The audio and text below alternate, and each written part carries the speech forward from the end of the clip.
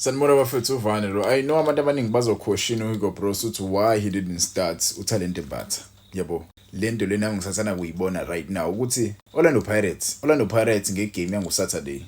Game yango Saturday bafethu bane game enkulu abayidlala against Stellenbosch. It is a big game. It is a final. So they must win that game. So ama-players wabo i-most yabo abebiziwe kwi-squad sebafana abadlala banje Mfukeng didn't play. Yabo akadlala ngisho igame eyodwa ngosikhathi bebiziwe. Talente Mbatha simbonile-ke idlala igame yokuqala. Sipho Mbule he played the first game and the second game. Talente Mbatha wathulile nama minutes sizophela igame. Look at Usibelebele, same thing with Usibelebele. If you look at Umbokazi played the first game and the second game. If you look at umdlalo nje Sipho Chena akadlalanga ke. So imosi yalabo badlali beOrlando Pirates, those are the first team players. Osuna Police, we saw him playing too. About first game, he had an incredible game. First game, Osuna Police. So most of these players, must start as Orlando Pirates. So Hugo Broos uyibonile lento lokuthi no man. If I field more Orlando Pirates players, Leon izokawatha Orlando Pirates. Izokawatha Orlando Pirates because bane game enkulu in 2 days time aboyidlala ngomgqibelo. So most of these players kumele babe preserved for a game final. I'm not saying there was a word that was sent to Hugo Broos, but the way bafana edlala yakhona namhlanje eswini kakhulukazi eswini, we needed a player ozokwazi ucomplementana nobani noTebogo Mokoena. But ke playing uMbatha, knowing very well ukuthi uMbatha is not a player ongamdlalisa kwi game physical kakhulu because he might get injured. Yabo kulimala kwaMbatha kuzobulala Orlando Pirates because Orlando Pirates is tendwa sayo this currently. Yabo isithethe Orlando Pirates. So kulimala kwakhe umjida ngasikhosta kakhulu. So I kind of understand the decision ayithathile uHugo Broos for not fielding uTalente Mbatha. He's a very very good player, this guy. Also Mfukeng. Yabo also Mfukeng. Playing Mfukeng more. Lapho futhi ibhola umjida lizokumlahlekela kancane. Ngithandile nje lento yenze uHugo Broos umjida sokumphumuza kancane Mfukeng bafethu.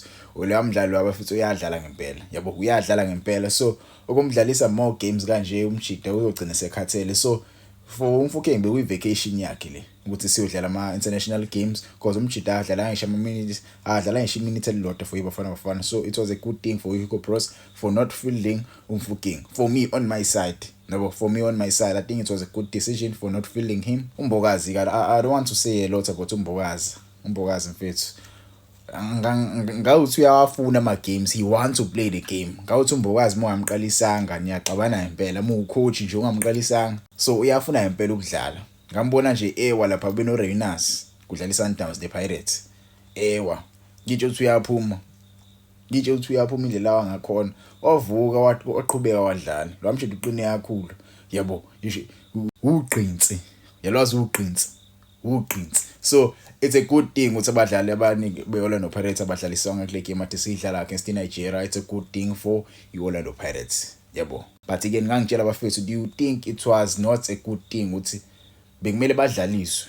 Ngokweni ngangitshela ukuthi do you think bekumele badlaliswe per se just for ibafana to win or leyo nto isikhostile? But if bedlalile besokwazi swin, ileyo nto leyo engibulala kakhulu because if you looked at the game, we were too defensive. But kube sibadlalisile futhi kube sibadlalisile bezolimala. Yabo yayibona leyo nto kodwa angani manje ngifica noma cha. But again ngangitshela ama comments, how do you feel about not fielding uTalente Mbatha bena labanye abadlali beOrlando Pirates? Bafake igame siyophela because abosibelebele nabo Mbatha siba introduce igame siyophela. What do you think about this decision ethathwa uHugo Broos?